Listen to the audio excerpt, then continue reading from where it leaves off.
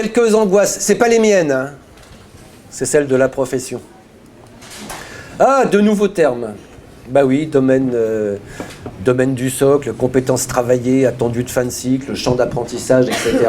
Alors qu'on venait juste de commencer à comprendre ce qu'étaient les compétences propres, méthodologiques et sociales, et les compétences attendues et autres. D'une manière générale, je considère quand même qu'il y a eu un effort épistémologique et que les concepts utilisés dans ces nouveaux programmes sont un petit peu moins délirants que les précédents. Je dirais que le seul qui me dérange un peu, c'est compétences travaillées, parce que c'est pas des compétences, on est encore dans le même truc. Mais bon, champ d'apprentissage à la place de compétences propres, ça me paraît beaucoup plus solide. Bon, allez, les nouveaux candidats au concours, vous allez prendre l'habitude sans problème. Les autres, vous inquiétez pas, l'essentiel, c'est ce qui se passe sur le terrain. Voilà. Ça, c'est la question centrale. Ah! Est-ce qu'on va devoir transformer ces pratiques? Est-ce qu'il va falloir faire différemment? Parce que ce qu'on espère quand même en général quand il y a des nouveaux programmes, en fait des bons nouveaux programmes, c'est ceux qui permettent de continuer à bosser comme avant, à peu de frais. Donc là, il y a une question centrale. Est-ce qu'on va pouvoir absorber ces programmes de 2016 comme on a absorbé les précédents ou absorbé ceux de 2000 ou de 96 ? Je suis pas sûr. Ouais. Moi, j'ai... Bon, et là, je vais revenir à mon titre. Hein. Je pense qu'avec le recul historique, j'espère du moins que dans 15 ans, on se dira qu'il y a eu deux sacrées révolutions en éducation physique. Il y a eu 67 et il y a eu 2016. Voilà, j'ai l'impression que ces programmes pourraient être une belle opportunité pour l'éducation physique et pour l'école en général. Et puis on se dit, tiens, il s'est passé quelque chose en 2016. Bon, c'était la fin du quinquennat Hollande, dans lequel il ne s'est pas passé grand chose, sauf peut-être les nouveaux programmes de l'école. Peut-être qu'on retiendra ça. Enfin, moi, je pense qu'ils sont assez, quand même... ils peuvent être assez révolutionnaires, j'en suis persuadé. Autre question, comment faire pour ne pas modifier ces pratiques tout en donnant l'illusion de mettre en œuvre les nouveaux programmes? Ça, c'est quand les inspecteurs viendront périodiquement. Hein, voilà. C'est une autre manière de poser quelque part la même question.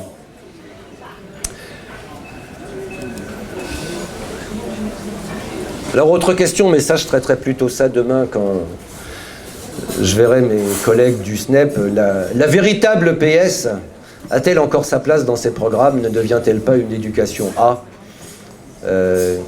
J'ai mis véritable entre guillemets hein, le côté légitime. En fait, est-ce qu'il y a une véritable PS, si ce n'est celle à laquelle on croit à un moment donné, parce qu'on a été formé dedans, parce que idéologiquement on est bien formaté, ou parce qu'elle correspond à ses envies? Voilà. Interrogez ça, la véritable PS. Parlez-en à des gens qui ont été formés il y a très très longtemps. Et ouais, c'est des choses qui méritent d'être interrogées. Et puis évidemment, que va devenir le PS en termes d'horaires? Surtout si on donne des horaires aux projets interdisciplinaires, de coefficients aux examens, de prise en compte dans le DNB. Je dois dire à l'heure actuelle, je vais peut-être être méchant, hein, mais la place de l'EPS dans le DNB, Diplôme National du Brevet, hein, pour ceux qui débarquent, par rapport aux enjeux des programmes, ça me semble tellement anodin, mineur. J'ai plutôt envie de militer pour la suppression du DNB qui ne sert pas à grand-chose et qui empiète pas mal sur les heures d'enseignement, plutôt que de me poser la question, est-ce que l'éducation physique a sa place dans une épreuve spécifique? Bon, ceci pour vous dire que je pense que par rapport à ces programmes, il faut se poser les bonnes questions. Et voilà, il ne faut pas se tromper d'enjeu. Bon.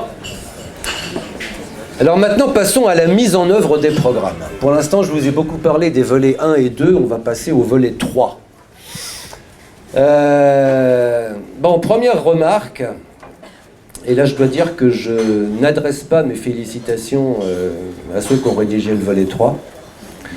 Ça a été ça a été cette déclinaison complètement caricaturale du socle commun en compétences générales. Alors il y avait les domaines du socle, et pourtant c'était marqué. Les 5 domaines ne se déclinent pas séparément, ils ne correspondent pas à de nouvelles disciplines qu'il serait possible d'appréhender distinctement les unes des autres. Bon, visiblement, les gens qui ont écrit le volet 3, ils n'avaient pas lu ça. Donc ils ont dit, on va faire une correspondance terme à terme.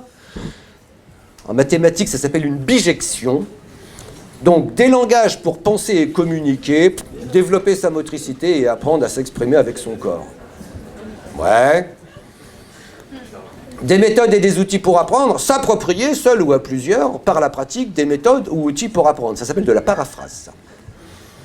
La formation de la personne et du citoyen, partager des règles, assumer des rôles et des responsabilités. Excusez-moi, je trouve que c'est une définition un petit peu... pauvre de ce qu'est la citoyenneté. Mais j'y reviendrai, hein. C'est un petit peu cette habitude aussi qu'on avait avec les compétences propres et les compétences méthodologiques. Hein. Vous mettez des gens qui apprennent à jouer au handball, puis en plus vous mettez quelqu'un qui va être arbitre, vous mettez un rôle, et puis vous mettez les deux ensemble, ça fait une compétence attendue, et puis vous avez formé à la citoyenneté. Voilà, c'est la vision éducation physique de la citoyenneté, c'est un petit peu limité quand même, je trouve. Les systèmes naturels et les systèmes techniques, voilà, apprendre à entretenir sa santé par une activité physique régulière, raisonnée, raisonnable.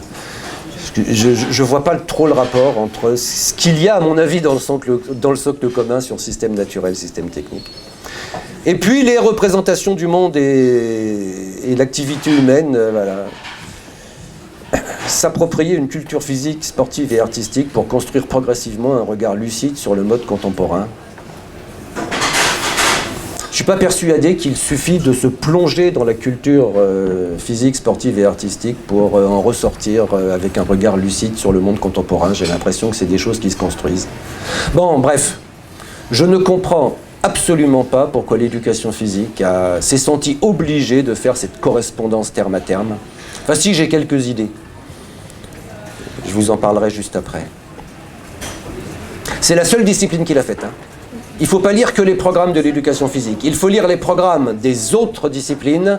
Toutes les autres disciplines, ils ont construit des compétences. En général, des véritables compétences. Des trucs qui correspondent à ce que le français peut apporter à un gamin.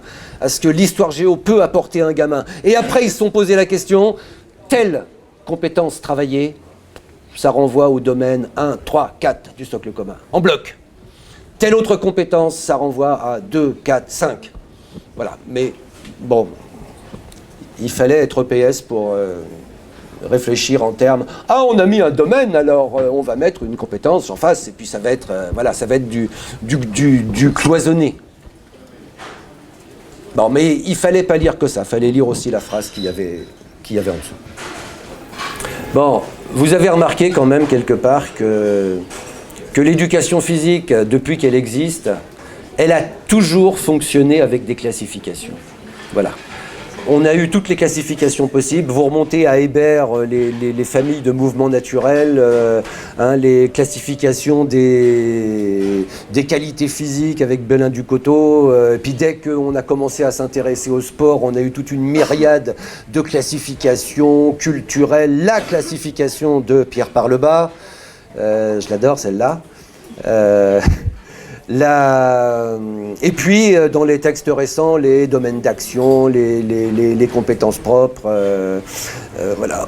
On a l'impression, en fait, que les gens qui pensent l'éducation physique ne peuvent pas concevoir les choses autrement que dans la classification. Et là, ça donne une clé pour comprendre que, voilà, quand on a présenté le socle, on n'a pas pu s'empêcher de dire 1, 2, 3, 4, 5. Mais le fait de rajouter, attention, prenez pas ça comme des machins séparés, prenez ça en bloc, les gens qui ont écrit le volet 3, ils se sont dit « Ah, on peut s'accrocher à ça, on va avoir une première ébauche de classification. Donc voilà, vous avez déjà une première classification des compétences générales qui satisfait, à mon avis, quand même un vieux fantasme des gens qui pensent l'éducation physique. Voilà, il faut classer, il faut classifier, il faut avoir des cases à remplir. Et donc, deuxième case à remplir, voilà, les champs d'apprentissage. Produire une performance optimale, mesurable. Bon, bref, les compétences propres, on les connaissait déjà. Donc, on change le mot, on ne change pas la philosophie.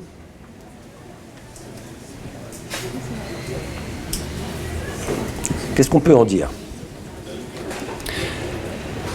Rapidement, parce que ce n'est pas le but de la conférence aujourd'hui, je développerai ça demain au SNEP. Ce que vous voyez là, c'est une classification culturelle. C'est-à-dire qu'on essaie de mettre en avant des catégories qui renvoient à des expériences motrices, motivationnelles, émotionnelles différentes. Bon, on peut la discuter après. Pourquoi est-ce qu'on met l'artistique et l'acrobatique dans la même catégorie? Pourquoi est-ce qu'on met collectif, individuel dans l'affrontement? Après, on peut avoir des discussions sans fin. Mais à mon avis, cette classification culturelle, elle n'a de sens que si à un moment donné, dans les finalités de la discipline, il est marqué clairement l'ensemble du champ culturel des activités physiques et sportives et artistiques devra être exploré de manière complète, équilibrée, exhaustive par les élèves. Voilà. Ça doit apparaître clairement. Manque de peau, c'est la première fois depuis que l'éducation physique et sportive qu'on ne voit pas apparaître cette finalité. Le truc, l'appropriation des pratiques culturelles, voilà, ça apparaissait dans tous les programmes. Pour la première fois, ça n'apparaît plus. On ne dit plus que l'éducation physique, qu'un de ses objectifs, c'est l'appropriation culturelle. Alors par contre, il est dit clairement qu'on ne fait pas de l'éducation physique n'importe comment, que l'éducation physique doit utiliser les pratiques culturelles, mais, soyons clairs, n'apparaissent plus dans les objectifs de l'éducation physique cette exploration exhaustive, complète et équilibrée de l'ensemble des pratiques. Donc excusez-moi, mais cette classification, elle n'est ni légitimée par le socle commun, ni légitimée par la finalité de l'éducation physique. Je ne vois pas comment former un citoyen lucide, autonome, par une éducation physiquement et socialement éduqué, dans le souci du vivre ensemble. Je ne lis pas d'objet classifiable dans cette finalité. Je ne lis pas « il faudra à tout prix que les gamins visitent l'ensemble du musée du patrimoine des pratiques sportives ». Donc voilà, encore un exemple de ce fantasme classificatoire des gens qui pensent l'éducation physique. Je ne dis pas qu'elle n'est pas intéressante, mais l'imposer au niveau national, je n'en comprends pas la logique. Bon, maintenant, je vous incite à lire l'article de Valérie Debuchy dans la dernière revue PS. Très bon article, par ailleurs. Elle dit que cette classification, c'est un incontournable. Voilà, ce n'est pas négociable. Je ne comprends pas pourquoi ce n'est pas négociable. Voilà, je suis choqué par ce coup de force, encore une fois, qui n'est pas cohérent ni avec le socle commun, ni avec la finalité de l'éducation physique. On y reviendra si vous avez des questions. Alors vous avez compris, on a 5 compétences générales ou 5 domaines du socle commun. On a 4 champs d'apprentissage. La conséquence, ben voilà, ça va être ça. L'obnubilation des théoriciens de l'éducation physique de penser qu'on résout les problèmes de terrain en faisant des tableaux à double entrée. Donc voilà, je vous en propose un. Là, vous avez les domaines du socle commun en ligne, vous avez les champs d'apprentissage en colonne, et on va vous demander de remplir les cases. avec ce que vous voulez après, hein, des situations pédagogiques ou des cycles ou des leçons, ou etc. Mais ça, c'est le truc de base. Voilà, on va vous demander de remplir toutes les cases. Puis après, on vous demandera de... en partant de là, construisez soit des cycles, soit des leçons, soit des parcours de formation, soit en faisant des lignes verticales. A priori, le choix qu'a fait l'inspection générale, c'est les lignes verticales, puisque les parcours de formation doivent être construits dans les champs d'apprentissage. Il y avait d'autres solutions, je vais vous en parler tout à l'heure. Bon, je vais vous dire ce que j'en pense. Hein. Ces tableaux programmatiques ne servent absolument à rien. Ça rassure. On a l'impression qu'on a rempli toutes les cases, on a l'impression qu'on a fait un bon travail scolaire. C'est pas ça qui va faire évoluer les pratiques. Ça fait de l'éducation physique complètement sclérosante. Je suis désolé, mais si votre inspecteur vous demande de faire ça parce qu'il pense que c'est ce qu'il faut faire pour satisfaire au programme, il se plante. Voilà, c'est pas ça qu'il faut faire pour satisfaire au programme. Ça, c'est une démarche qui simplifie les choses, qui essaie d'explorer de manière exhaustive tous les possibles. C'est pas comme ça qu'il faut s'y prendre. Et quand on vous demandera de faire ça, ou quand vous lirez des articles, ou même des demandes institutionnelles où on vous demandera de faire ça, je pense que c'est une erreur. Voilà, c'est pas comme ça, c'est pas par ce bout-là de la lorgnette qu'il faut prendre les nouveaux programmes. Je suis désolé pour les gens que je viens de choquer. On peut faire pire. On peut faire pire, voilà, ça c'est pas mal. Quelle situation dans les APSA? Là, je quitte même le problème des champs d'apprentissage. Hein. Quelle situation dans les APSA pour contribuer sélectivement à chaque domaine du socle? Amusez-vous, hein, vous prenez l'APSA numéro 1, football, l'APSA numéro 2, danse, l'APSA numéro 3, badminton. Quelle situation pour bosser sélectivement les langages pour penser et communiquer? Quelle situation pour penser sélectivement les méthodes et les outils pour apprendre? Évidemment, dans le cadre d'une activité. Si je vous sors ça, c'est que je l'ai déjà vu, hein. Y a pas mal de collègues qui m'ont envoyé des documents de travail sur lesquels ils bossaient pour mettre en œuvre les programmes en tant qu'enseignants concepteurs dans leur bahut. J'ai pire. Voilà. Quels APSA pour chaque domaine du socle? Donc voilà, les langages pour penser et communiquer. Trouvez-moi l'APSA qui correspond à celle-là. Les méthodes pour outils les méthodes et les outils pour apprendre. Bon. Vous comprenez le problème. Hein. Je pense qu'il y a eu quelques erreurs qui ont été faites, notamment dans le volet 3, et j'ai peur que ça incite la profession à aller sur cette pente un petit peu délétère que je résumerai autour de cette logique, le tableau à double entrée, quoi. Donc je suis désolé, c'est pas en remplissant des tableaux à double entrée, j'insiste, que l'on fait la bonne éducation physique et l'éducation physique dont ces programmes ont besoin. Bon, je continue. Alors toujours sur la mise en œuvre, qu'est devenu ce modèle des programmes 2008? Alors vous vous rappelez qu'il y avait les compétences propres d'un côté, les compétences méthodologiques et sociales de l'autre. Et puis tout ça, c'était combiné dans des compétences attendues qui finalisaient les séquences d'apprentissage. Moi, personnellement, j'aimais bien le concept de compétences attendues. Hein. Vous savez sans doute que j'ai défendu pendant des années et des années l'idée que le cycle devait être long, que le cycle devait déboucher sur la maîtrise d'une situation complexe, sportive ou artistique, qui ait du sens de l'enjeu pour les élèves. Et il me semble que d'une manière générale, la manière dont les programmes de 2008 avaient saisi les compétences attendues, ça correspondait un petit peu à ça. Donc j'aimais bien ce truc.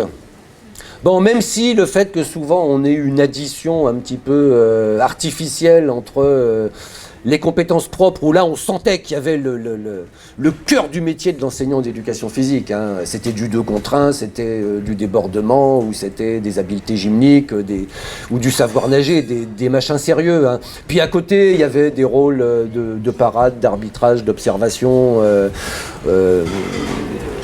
ou de contre-arbitrage, ou d'observateur de l'arbitre, ou de contre-assureur de l'assureur, ou d'observateur du contre-assureur de l'assureur, des choses qui me font toujours un petit peu marrer. Bon, ça faisait toujours un petit peu artificiel. N'empêche, à la fin, on débouchait sur cette idée de compétences attendues qui, à mon avis, était une avancée.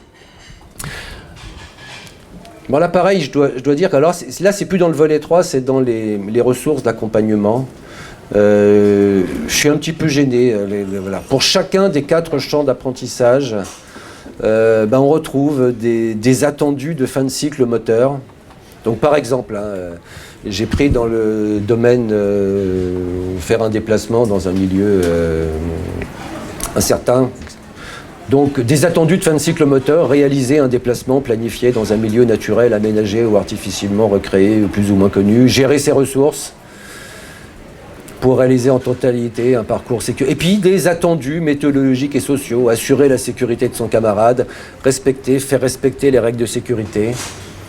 Je trouve ça vraiment dommage. Enfin, je pense que vous avez lu les ressources d'accompagnement. Je trouve ça un petit peu dommage qu'on ait perdu en route cette idée des compétences attendues, c'est-à-dire qu'à la fin, voilà quoi. Les cycles, enfin les séquences d'enseignement devront viser un truc qui va être intégré, et dans une situation, il faudrait être capable simultanément de faire fonctionner tout ça, parce que être grimpeur, c'est faire fonctionner tout ça, être kayakiste, c'est faire fonctionner tout ça, être orienteur, c'est faire fonctionner tout ça, etc., etc. Et voilà, encore une fois, c'est toujours cette habitude de l'éducation physique de multiplier les objectifs, d'atomiser les objectifs. Et voilà, je trouve que là, encore une fois, la mise en œuvre des programmes telle qu'elle est proposée, elle entraîne les collègues vers de fausses pistes. Et notamment vers l'évaluation séparée de ces attendus, alors que justement l'évaluation des compétences, il faut qu'elle se fasse de manière intégrée et pas en disséquant les différentes composantes de la compétence. Bon, puis il y a d'autres facettes, mais là je vais y aller rapidement. Quelque chose que certains collègues regrettent. Les groupements d'activités ou les groupes d'activités, 8 ou 9 suivant les versions. Cette vocation encyclopédique de l'éducation physique, j'en ai déjà parlé au travers de la classification des champs d'apprentissage. Alors, ce que je vous ai raconté sur les champs d'apprentissage, c'est encore pire pour moi sur les activités athlétiques. Je suis désolé, rien ne dit dans les nouveaux programmes que l'on ait à explorer l'ensemble de ce type de classification. Les nouveaux programmes, ils suggèrent qu'à un moment donné, en effet, on puisse faire une éducation physique sans activité athlétique, on puisse faire une éducation physique sans activité gymnique, etc. Et je ne pense pas que les gamins ils vont en sortir amputés d'une part importante de ce que peut être un individu ou un citoyen. Je pense que l'éducation physique, les programmes sonnent le glas de ce fantasme qui date depuis 200 ans de l'éducation physique complète et équilibrée. Voilà, je pense que l'éducation physique, elle doit être ciblée, elle doit être partiale, elle doit faire des choix. Et là, je suis d'accord avec le CEDREPS, notamment, qui a évoqué quelques idées à ce niveau-là. On est obligé de faire des choix à l'école. Ce que rajoutent les nouveaux programmes, c'est que ce n'est pas les programmes qui vont faire des choix, c'est les collègues, c'est les équipes dans les établissements, en fonction de ce que sont leurs élèves, en fonction des besoins de leurs élèves, mais aussi en fonction des ressources dont ils disposent. Mais ça, j'y reviendrai tout à l'heure. Bon, voilà ce que je pense des nouveaux programmes.